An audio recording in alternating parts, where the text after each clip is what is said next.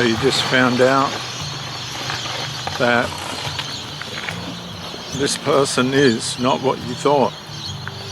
They are actually as bad as it seems. And you can't work out why they keep coming around. They know they're doing the wrong thing by you. You know they're doing the wrong thing by you. And it's very covert. It's like only the two of you know. The negligence is in the void. There's always one foot out the door. And it causes you to try and press in harder.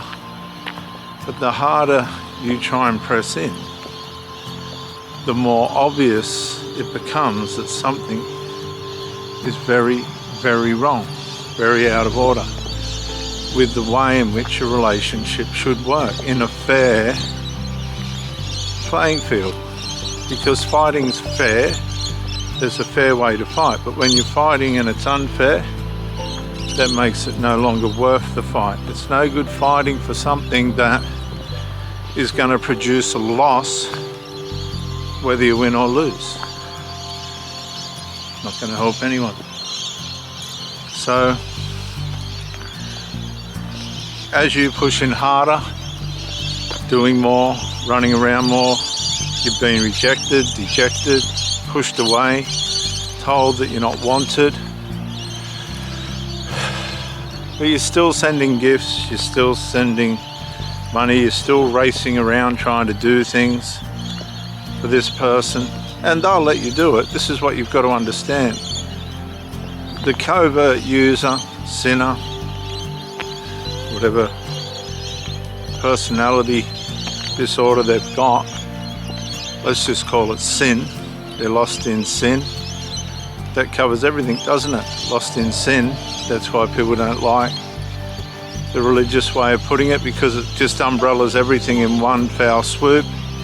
So the person that you're with is lost in sin. Nasty word, isn't it? Sin.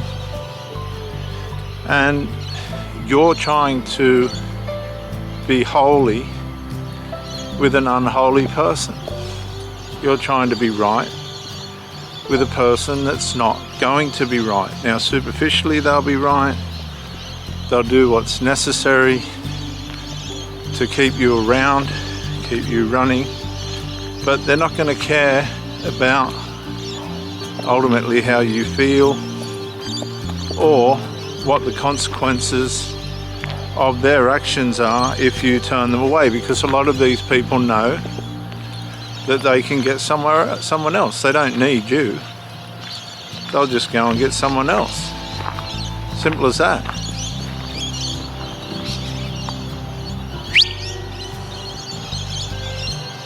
Come on, mate, move.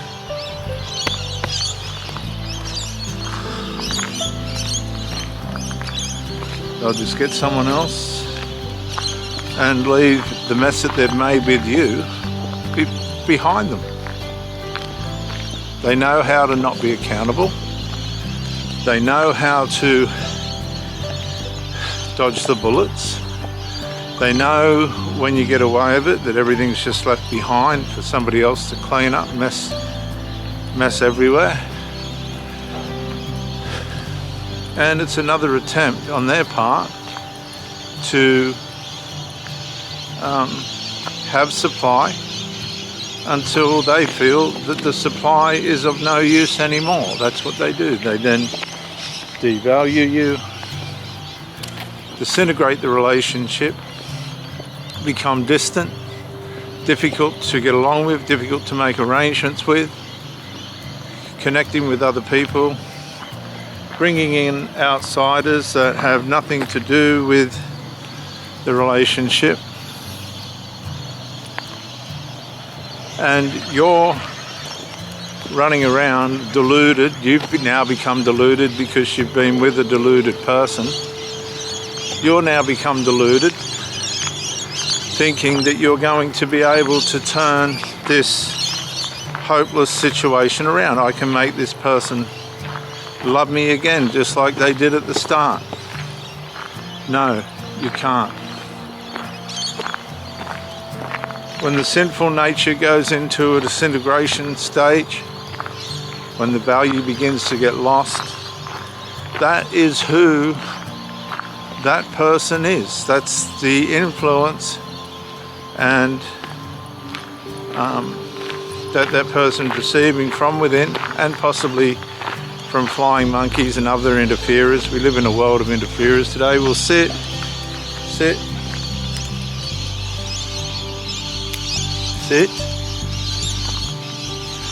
We live in a world of interferers today, where everybody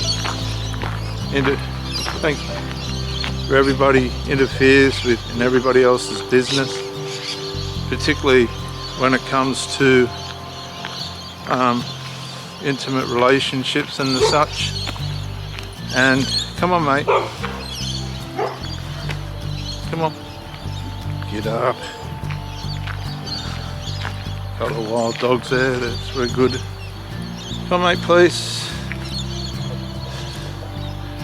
And usually the interferers become the justification for the trouble that this person's causing you.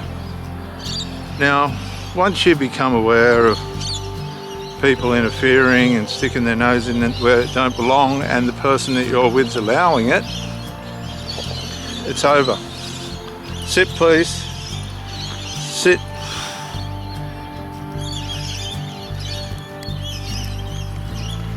Go. Because they've lost their value.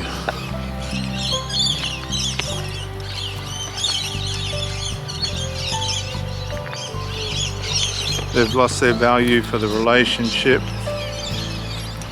They're going to hedge their bets on their own. Usually they don't really have a need for anybody anyway. They're asexual. 9 times out of 10 we thrust ourselves upon these people and they just suck it up.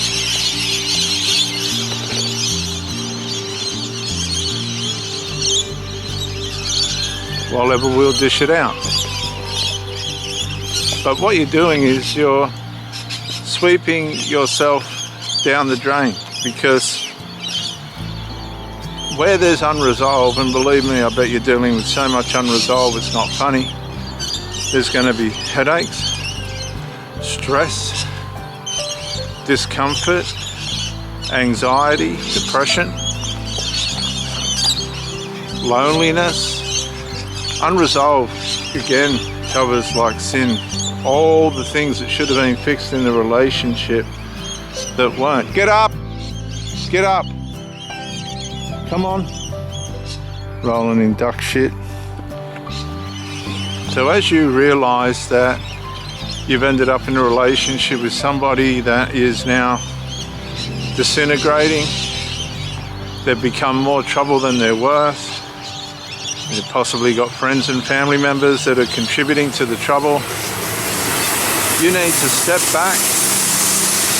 You need to take stock of yourself. Ask yourself, how did I get into this? Has my loyalty and faithfulness blinded me from what I really should have been doing? Like a lot of cult members, they just let their religious loyalty and devotion blind them from rationale. The next thing they're caught in a cult. When you've realized that you've allowed your loyalty, faithfulness and blindness,